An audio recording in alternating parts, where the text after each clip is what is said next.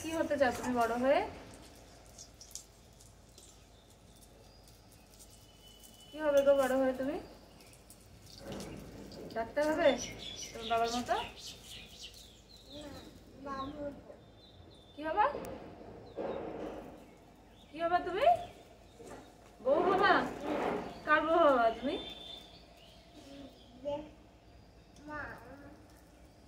কি হবে, মায়ের মতো বউ হবা? তাহলে কি হবা? আমার মতো বউ হবা? কার মতো কি হবা তাহলে? তুমি দিদিমণি হবা? কি হবা? হ্যালো এভরিওয়ান, কি অবস্থা সবার? কেমন আছে সবাই? আশা করছি সকলে ভালো আছেন আর আমিও ভীষণ ভালো আছি। তবে আজকে সকালবেলায় রান্নাটা করছি আমার জেঠিমাদের বাড়িতে। আর কেন জেঠিমাদের বাড়িতে এসে রান্না করছি একটু পরে জানাচ্ছি। সকালবেলায় সমস্ত কাজ সকালে ঝাড়ঝাঁটা দিয়ে বাসন কোসন মেজে ধুয়ে স্নান করেই রোজ রান্না বসাই আমি। আজকেও রান্না বসিয়েছিলাম, প্রতিদিনের মতোই আমাকে খুব সকাল সকাল রান্না বসিয়ে দিতে হয় আর সকালের মধ্যেই রান্নাটা কমপ্লিট হয়ে যায় আমার। তো আজকে আমাকে জেঠিদের বাড়িতে যেতে হয়েছিল আর সেটাই বলবো তোমাদেরকে। আর কি হয়েছিল বলো তো, সকালবেলায় রান্না বসিয়েছি আর কিছুক্ষণ পরে আমার গ্যাসটা একেবারে শেষ হয়ে গেছে। আগে থেকে বুঝতে পেরেছিলাম না, আর যেহেতু ডবল সিলিন্ডার নেই আর সবাই তো জানোই ডবল সিলিন্ডার না থাকলে কতটা অসুবিধার মধ্যে পড়তে হয়। আর বাড়িতেও সেরকম এক্সট্রা কোনো গ্যাসের ব্যবস্থা করা ছিল না, সেই জন্যই চলে গেলাম একেবারে জেঠিমাদের বাড়িতে। আর জেঠিমার কিন্তু একটা সুন্দর উনুন করা আছে, ওখানে রান্না বসিয়ে দিলাম। আসলে আমরা জায়েরা মিলে সেই উনুনে কিন্তু রাত্রের দিকে রুটিটা করে থাকি, সবাই মিলে একসাথে বসে গল্প সল্প হয়। তো ওখানে আজকে আমি সকালে রান্নাটা সেরে ফেললাম, জেঠিমা আমাকে উনুনটা ভালো করে ধরিয়ে দিয়েছিল আর তারপরে এখানে রান্নাবান্না শুরু করে দিয়েছি।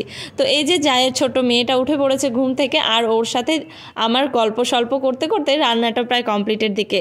তো ওর সাথে গল্প করছিলাম আজকে, আর সে তো অনেক আমাকে এসে আবদার করছিল, কাকিমা আজকে তোমার কাছ থেকে আমি রান্না শিখবো, এরকমই একটা কথা। আসলে ওর কথাগুলো ঠিক আধো আধো বেরোচ্ছে এখন, খুব একটা স্পষ্ট কথা এখনও বলে না। তো এই হচ্ছে ব্যাপার, ওর সাথেই আমার কিন্তু গল্পের সাথে সাথে রান্নাটা আজকে কমপ্লিট হয়ে গেছিলো।